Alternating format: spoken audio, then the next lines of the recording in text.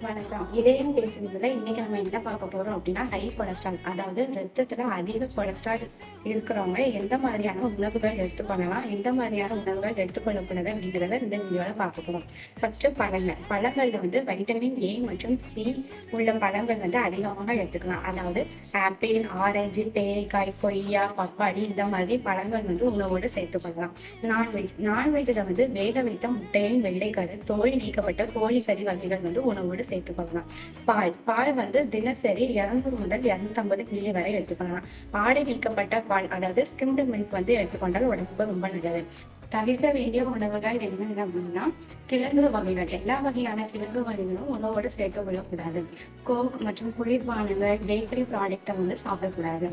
எண்ணெயில் வறுத்த இல்லைன்னா பொரித்த உணவுகளை வந்து தவிர்க்க வேண்டும். நெய், வெண்ணெய், டால்டா மாதிரி ஆயில் ஐட்டம்ஸ் வந்து யூஸ் பண்ணக்கூடாது. அப்புறம் வடகம், ஊறுகாய், வத்தல், கருவாடு இந்த மாதிரி உப்புல வந்து பதப்படுத்தப்பட்ட உணவுப் பொருட்களை வந்து தவிர்க்க வேண்டும். இந்த உணவு பழக்க வழக்கங்களுடன் தினசரி உடற்பயிற்சியை மேற்கொண்டு கொழுப்பு சத்துக்களை கட்டுப்பாட்டுக்குள் வைத்து இருதய நலத்துடன் வாழலாம்.